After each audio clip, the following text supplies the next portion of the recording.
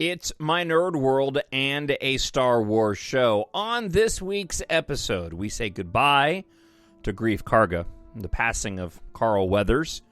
We have interesting information regarding The Mandalorian and Grogu. We have new potential dates for the release of that film and other Star Wars films. I'll tell you where I think those movies that have been announced are falling on which dates. I'll give you details on that. Also, will The Mandalorian and Grogu actually change canon post Return of the Jedi? I'll also share with you my expectations of what I'm hoping to see as it relates to Ahsoka Season 2 and the Mandoverse. Plus, we have your listener feedback this week.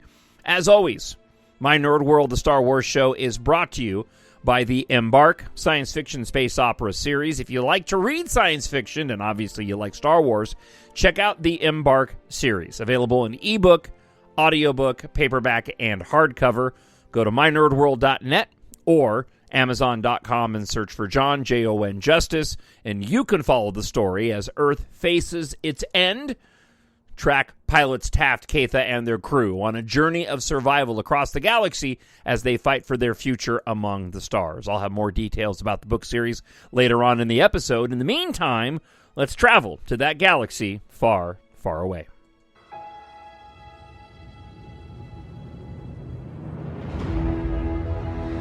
Nothing will stand in our way. I find your lack of faith disturbing. I will finish what you started. Who are you? I'm no one. There are stories about what happened. It's true. All of it. The Force. It's calling to you.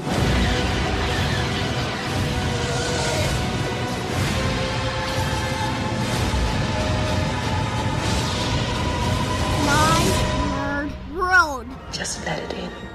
And welcome to it. I'm your host, Jon Justice. Thank you for checking out another episode of My Nerd World, a Star Wars show. As always, if you want to email, you can do that, talkshownerd@gmail.com. Or if you happen to be watching on YouTube, leave a comment. Be sure to subscribe on YouTube or wherever you download this podcast off of whatever platform. Before we get into the news of the week, let's start off with the sad news that was announced earlier this week, and that would be the family of former Rocky Mandalorian actor Carl Weathers saying that he had passed away in his sleep at the age of 76.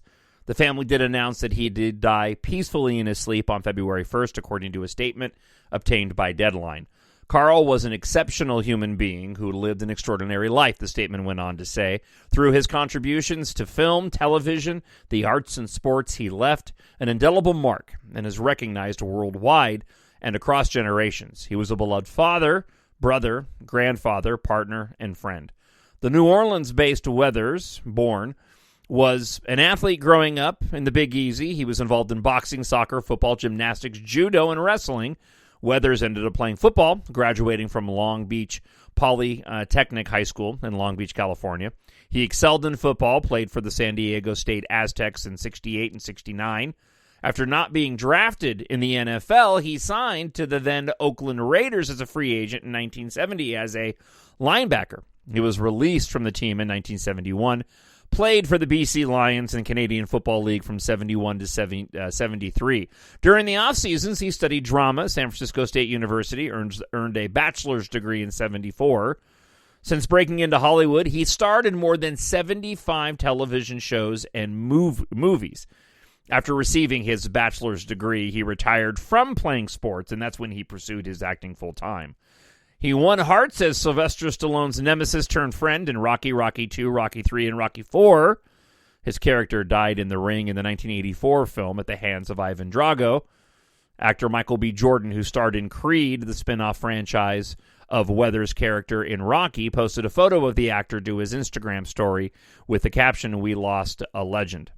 Of course, more recently, he's been the character of Combat Carl in 2019's Toy Story 2, also appeared in, of course, the Disney hit streaming show The Mandalorian in the episodes from 2019 to 2023. His Mandalorian colleague, Pedro Pascal paid tribute to Weathers on social media as well, saying, "Words fail." Pascal wrote in the caption with a broken heart emoji alongside the hashtag Carl Weathers. His performance in the Star Wars series earned him an Emmy nomination for Outstanding Guest Star in a Drama Series. And his directing prowess in The Mandalorian was great. Some of my favorite Mandalorian episodes were the ones that Carl Weathers had directed, and I think that everybody that saw this news was a bit shocked, considering how, relatively young, being 76, but how vibrant he was as well. So prayers go out to the family members and everybody that knew Carl Weathers, and certainly his contribution to Star Wars will be felt for many generations to come. It'll be interesting to see, and we'll have to wait to see, and there's no rush on how Disney ends up planning to deal with the Grief Karga character, much in the same way they have to with Ray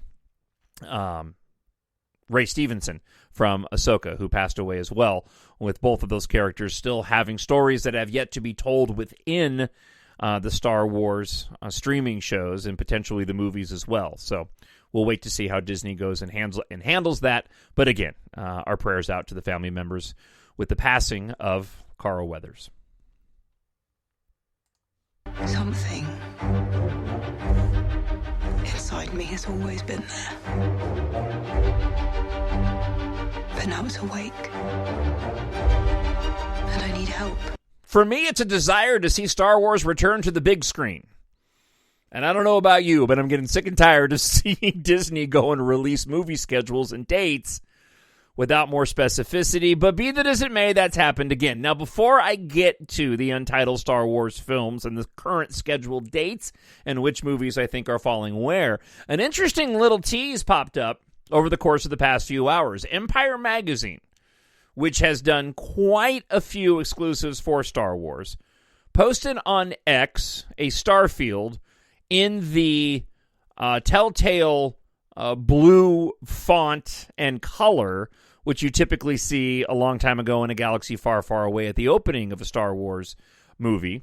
They have posted simply "Hello there" with the Empire logo and a timestamp of tomorrow, 4 p.m. So that would be on London time, I believe. So that means the story should drop at 11 a.m. Eastern, 10 o'clock my time here in Minnesota. What this means, I have absolutely no idea. Hello there would certainly be something leaning towards Ewan McGregor, Obi-Wan Kenobi. I know there was a recent interview with Ewan McGregor, but he said that the season 2 of Obi-Wan Kenobi wasn't in the works, so who knows? If it is something upcoming related, I doubt we're going to get a major Star Wars movie announcement, but we could be getting some details finally, and maybe some of the first photographs to be released officially of The Acolyte, which is supposed to drop later this year. So we'll wait to see what happens. In the meantime, there was another Disney investor call, IgerCon, we can call them again since Bob Iger is back. They released their slate of films for the upcoming years, and we now have new dates for untitled Star Wars films. Those dates are May 2026, December 2026, and December 2027. Bob Iger did say specifically that May 2026 date would be for the Mandalorian and Grogu film. And I know that people are complaining about, and I talked about this when they made the announcement in the first place, but I know people are complaining about it being called Mandalorian and Grogu. Man, that's a perfect name. Remember, we're talking about the casual fans here, right? If you have some fancy title, Star Wars, blah-bitty-blah, and the blah-bitty-blah, without having Mandalorian and Grogu in the title, people aren't going to know what blah-bitty-blah and the blah-bitty-blah are. You say the Mandalorian and Grogu, and everybody knows exactly what you're talking about. And again, as I said in my initial thoughts on it, having it be Star Wars, the Mandalorian and Grogu, yeah, that makes all the sense in the world.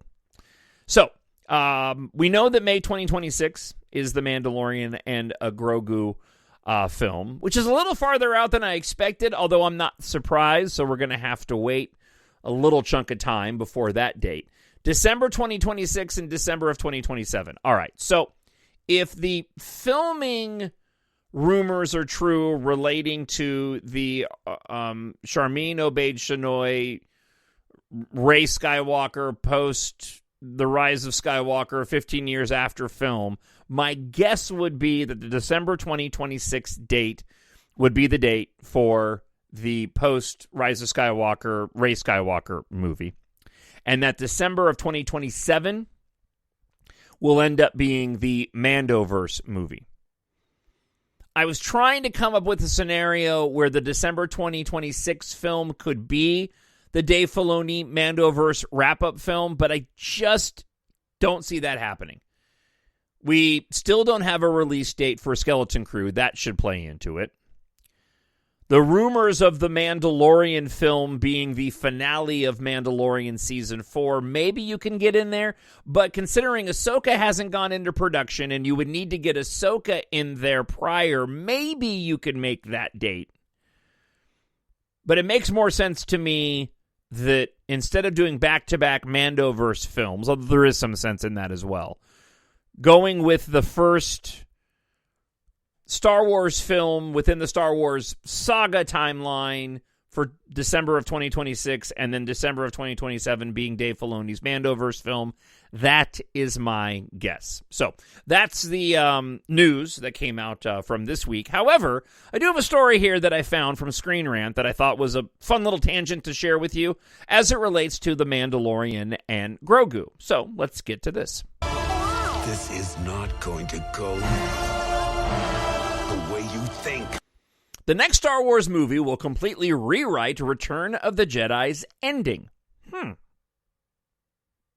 So this article comes from Screen Rant. Return of the Jedi ended on a note of triumph, but the Star Wars movie will sadly undo that, they write, revealing how false those hopes really were. The next Star Wars movie, The Mandalorian and Grogu, will completely change the way you see the ending of Return of the Jedi. Okay. Star Wars hasn't been back in cinemas since 2019's The Rise of Skywalker, but that looks to change. Over the last year, Lucasfilm has announced several upcoming movies, with Jon Favreau's The Mandalorian and Grogu, the first one out of the gate. Now we know it's May of 2026. A few details have been revealed at this point. Still, the end of The Mandalorian Season 3 seemed like the clear setup, giving Pedro Pascal's Din Djarin a new role working for the New Republic as he hunts down Imperial loyalists. The prominence of the Imperial remnant has massive implications for the end of Return of the Jedi, subtly rewriting this. Now, this is one of those articles that's a little bit on the clickbait front, because this has kind of already happened with the details of what's been laid out in The Mandalorian starting with Season 1. I mean, essentially it did. I disagree a little bit at the onset before I get further into this article that this is a rewriting or changing the way that movie ends in Return of the Jedi. It really isn't. We've kind of seen this happen throughout Star Wars. You know, even though it's the end of one conflict, it doesn't mean it's the end of all conflicts, and that's true in the real world that we live in currently. They go on to say, Return of the Jedi ended with celebrations across the galaxy, as though the Empire's death immediately led to the Empire's fall. But the Empire don't just cease to exist when their leader dies. They find new leaders, and the Empire in Star Wars was no exception. Star Wars has already confirmed the Galactic Civil War raged another year, ending with the Battle of Jakku. But The Mandalorian Season 3, set 4 years later, proves the Empire was still active even after this. The Mandalorian Season 3 introduced the Imperial Shadow Council, recently coordinating Imperial remnants across the galaxy and even secretly working alongside pirates. Ahsoka has now brought back Admiral Thrawn, the Empire's most brilliant tactician, to lead these Imperial forces. It's all a setup for a resurgence of the Empire, one that doesn't seem to involve Palpatine at all, at least not yet, and I'll get into more of that in a moment. While the Emperor would eventually return, responsible for the First Order, this is a case of Imperial leaders operating apparently without his authority. Return of the Jedi celebrations now seem a little premature. This wasn't necessarily the case even after the revelation of the Empire and it not falling until after the Battle of Jakku, because the Emperor's death previously seemed to be the beginning of the end. That's no longer the case. The Imperial remnant remained active for years, and it's safe to assume experienced a resurgence under Grand Admiral Thrawn. Rather than feeling triumphant, Return of the Jedi's ending feels laced with false hope. Yeah, and again, I disagree with that. I mean, at the end of Return of the Jedi, that moment in time, that battle had ended. I think and even for me, I mean, kind of always felt there was always stories to tell. There was always going to be bad guys out there, remnants of what remained from what was destroyed. It wasn't like everybody was killed. So even as a kid when that wrapped up, not expecting any other Star Wars films, I still recall the back of my mind going, yeah, okay, but what about those other guys? What about the ones that didn't die? Where did they go? The ending of Return of the Jedi has been transformed from a moment of victory to a microcosm of one of the New Republic's biggest flaws. As Ahsoka and The Mandalorian show, the New Republic wanted to bury its head in the sand when it came to the ongoing Imperial threat. The people didn't want another war. They wanted to ignore the problem in hopes that it would go away. As a result, the Empire was going to continue acting in secret, eventually becoming the First Order. These problems will no doubt surface in The Mandalorian and Grogu, shining a light on the true state of the galaxy after Return of the Jedi. So, look, points to be made. It's a bit clickbaity to say that The Mandalorian Grogu is going to change canon or upend the end of Return of the Jedi. That, again, as far as I'm concerned, happened with the beginning of The Mandalorian. And it happened in subsequent content that was written after that. You know, stuff that's canon and stuff that isn't canon. Here's what I'm hoping for, though. When it comes to the Mandoverse, Ahsoka Season 2, and where I'd like to see all of it go. I'm not using this as headcanon, and I'm not going to be disappointed if it doesn't go this way. But this is kind of where I hope the story ends up going as it leads into the sequel trilogy. And that's what's really important to me, is that this story that's being told now in Ahsoka and the Mandoverse and whatever we get from the Mandalorian and Grogu, I'm really looking forward and hoping that Dave Filoni's comments relating to seeing the beginnings of the First Order in the storytelling that we've been getting within the Mandalorian and now Ahsoka. And I hope that's going to be the case. But here's what I'm hoping takes place. I expect the Mandalorian and Grogu will take on a singular story with the ending tying into the larger Mandoverse. What I'm hoping for in Ahsoka Season 2 and in the Mandoverse movie that will wrap up all of these tales is a small-scale storytelling with far-reaching galactic implications. A lot like what the original trilogy did. The original trilogy was about these core individuals, this rebellion going up against the Empire, and it had very small-scale storytelling in these interpersonal relationships, and more specifically, as you get into The Empire Strikes Back, of course, Luke and Vader being father and son. But, of course, it had larger galactic implications. But, as the article from Screen Rant pointed out, that wasn't the end of the story, and there were still a lot more Imperial factions out there, and we're getting the storytelling that we're having now. I'm hoping that, as George Lucas has said, like poetry, it rhymes, something very similar happens with Ahsoka Season 2 leading into the Mandoverse. That this will lead directly into the sequel trilogy as the threat in the general Star Wars galaxy, where Thrawn has returned, begins to grow. I hope that in tandem we'll get Ahsoka and Sabine perhaps heading off on Peridia to discover the secrets of the Force that Baylan Skoll was in search of, while the regular galaxy is dealing with the threat growing via Thrawn's return.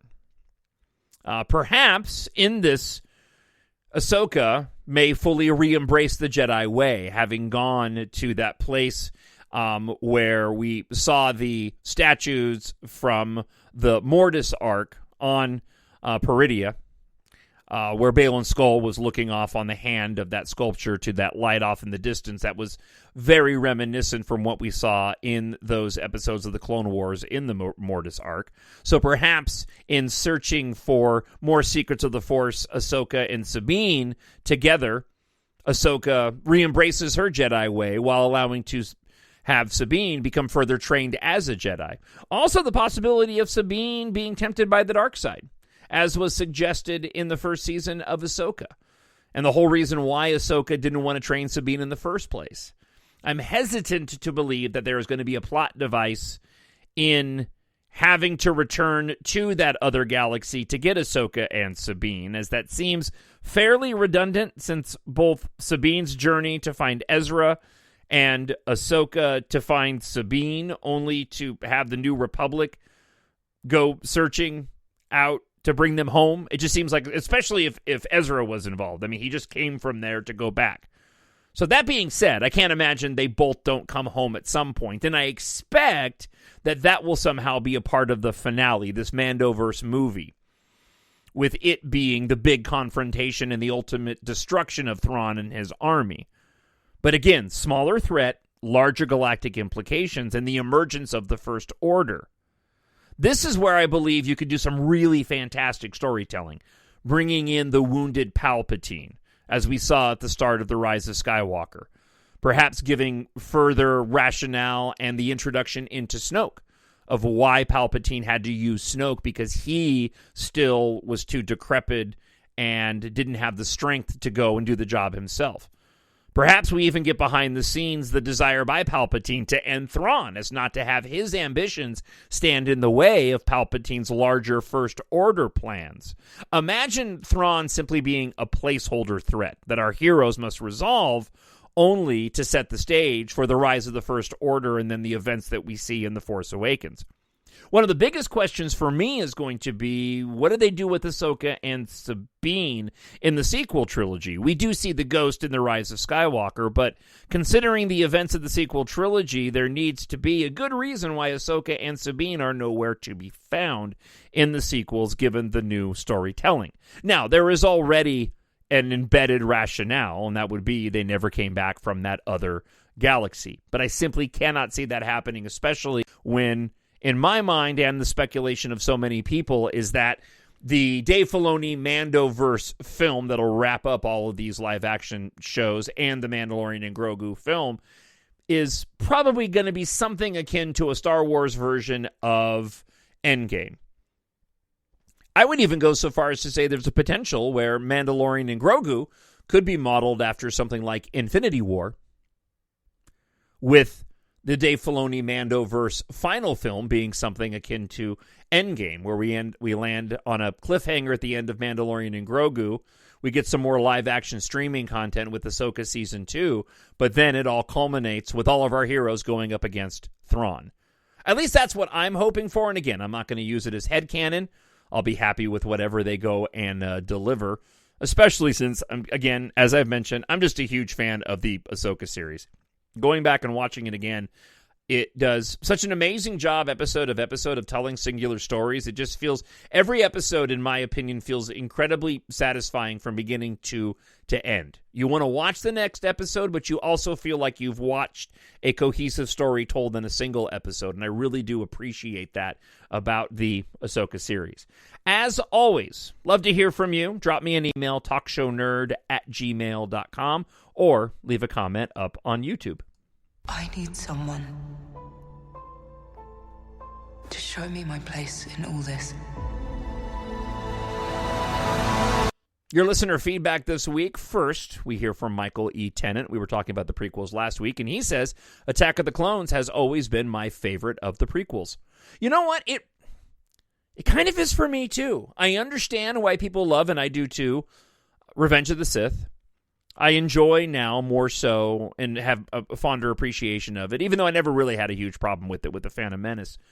There's something about Attack of the Clones, though, that I just really enjoy. I know it's got some hokiness to it, but that end 45 minutes of Attack of the Clones is just some of the best Star Wars ever. So thank you, as always, Michael. It's great to hear from you. Craig Foss writes this. I just finished watching Ahsoka. The question that kept occurring to me is this what adult Ahsoka would be like? It seems like Disney has one Jedi persona, and they just changed the name of the character and the actor. All the Jedi are brooding and self-loathing. Ahsoka became popular because she was fun. Disney could have saved money and hired some B-level actress to play Ahsoka. They did not need Rosario Dawson for that role. Does Disney hire film school graduates to write the screenplay and direct their shows? They're all the same, boring characters with simple dialogue. Why are their animated shows so much fuller in characters and dialogue?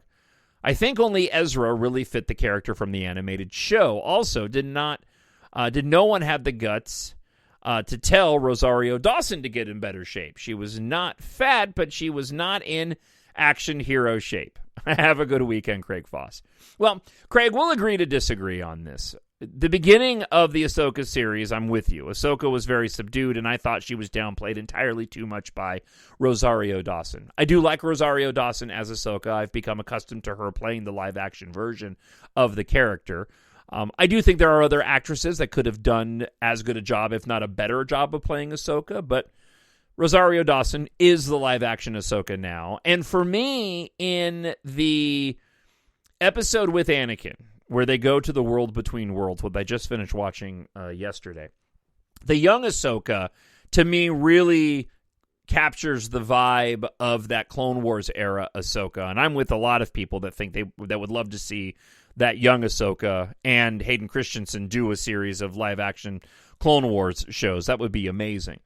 Her character, though, actually helps me with Rosario Dawson. And after that episode, when Ahsoka ends up becoming sort of Ahsoka the White, if we're recalling or comparing to Lord of the Rings, her attitude changes, and her character becomes much more dynamic, in my opinion, especially as we get closer and closer to those final episodes, which lends some rationale to why she was, as you say, so brooding and self-loathing in the first part of the series. So for me personally, I love Ahsoka. I think it's written and directed fantastically, and it's been getting multiple rewatches from me. But as I always say, this is all very subjective. All right. Irene Davis writes in, thanks for your commentary, John. Love the last three. Every generation grows up with their favorites, and we'll keep Star Wars fresh for every generation. The Last Jedi, for me, was a masterpiece and always will be. Can't wait to see Rey in her new Star Wars movies. Love her character and love Daisy. It's wonderful to see so many actors go on to expand their craft. Totally done with the fandom. It's toxic, it's sick. Only listen to your stuff. It's not worth my mental health expanding one single breath to these haters of Star Wars and Disney. The abuse that these actors have suffered is unreal, talking about last week's episode. I have a lovely Star Wars collection and continue with my fan fiction Reylo and the undoubted greatest love story ever told. I hope Ben Solo returns too. There's a remarkable actor that is a spinning image of Adam Driver, and the movie is nominated for this year's Oscars. Enzo, and I forget his last name, would make a perfect stand-in. So, I still love Star Wars, all of it. Play with my little granddaughter with lightsabers and the 2 boxes of figures and merchandise. We regularly watch all the Disney content on Star Wars, but she loves Rey and Kylo, also known as Ben. She's 9 now, and of course, the next generation of fans. So heads up, John from the UK, I think that Ryan is publishing a book on the making of The Last Jedi. I wish he would do another trilogy on Ben and Rey, and 100% feel that Disney did not find closure until there is closure for Ben and Rey, honestly. Do many novels based on Rey and Kylo and Ben have reached the New York Times 100 bestsellers list? Everyone is jumping on the bandwagon for the real fandom wants to see this, no doubt about it. Best wishes, Renee in UK. As always, Renee, great to hear from you, and thank you for the kind words. Lastly, Ray2017 writes, totally random thought out of the blue I had for some reason, and I don't know why this came to mind, but doesn't it feel like the Ahsoka series is a bit of its own Halloween special between having witches of Dathomir, zombie troopers, and Batwolf dog creatures, including the eerie score of Thrawn's appearance or any time he's on screen? Yeah, I can totally see that. I understand that most of this is coming from episodes 6, 7, and 8. I don't know the Ahsoka series, just feels like a show to watch during the fall Halloween season. I think that is a fantastic idea, and thank you as always for the comment. All right, listen, that wraps up the show for this week's for you or this week as I stumble. It's been a long day. I've done a lot of talking today. Thank you so much for checking out the episode. If you are newer to the show, I hope you'll check out my science fiction space opera series, EMBARK. If you like science fiction, obviously you do, you're listening, but you enjoy reading, check out my story. Treat yourself, a friend, or a family member with science fiction. My series, 7 books at all, available in ebook, Kindle Unlimited, paperback, and audiobook. It is free on Kindle Unlimited, and you can actually purchase the paperbacks and hardcovers directly from me. It's great for ages 11 plus, but it is written for adults. But just think in terms of Star Wars, the violence and content. There's no language or anything explicit. You can follow pilots Taft, Katha, and their crew after Earth faces its end. as they go on a journey of survival across the galaxy as they fight for their future among the stars. The main story in EMBARK Book 1 involves protagonist Taft Guardia. He's a ship mechanic preparing to one day travel the galaxy, but when an industrial accident inside a D-Corp civilian and military spacecraft factory sets off an apocalyptic chain of events, exploring the stars becomes a matter of survival. As a global evacuation begins, the ruthless Sin Argam of D-Corp threatens to destroy every vessel not loyal to his regime. Meanwhile, fellow pilot Kate Amaro suddenly receives a cryptic message from her father, an aerospace engineer who died 1 year earlier. When Taft and Katha discover what may be the key to saving Earth's evacuees, they become unwittingly tied to the catastrophe and must solve the mystery of her father's past before it's too late. It's a fast-paced and action-packed space opera adventure filled with some romance, a lot of cool tech, and action. At its core, an emotional center. I really hope you'll check out this series. Give EMBARK a look. You can purchase book 1 in ebook for just 99 cents. You can get the entire 7-book series in ebook at a discounted price as well. And again, you can purchase those paperbacks and hardcovers directly from me, including any book in the series, 1 through 7. I'll sign them. The shipping price is dramatically reduced if you purchase them directly from me. And you also get them at a discounted rate than what you get them on Amazon. So email me, talkshownerd@gmail.com, and I'll give you the details. Really simple. Don't have to sign up for anything at all when purchasing them directly from me. Or, just for ease, you can go to amazon.com, search for EMBARK, Jon, Jon Justice, or go to mynerdworld.net. Thanks again for checking out the episode. I hope wherever you are, you're happy, you're healthy, you are safe. God bless you. And we'll talk to you again next week from a galaxy far, far away. Bye. The Force will be with you, always. My Nerd World.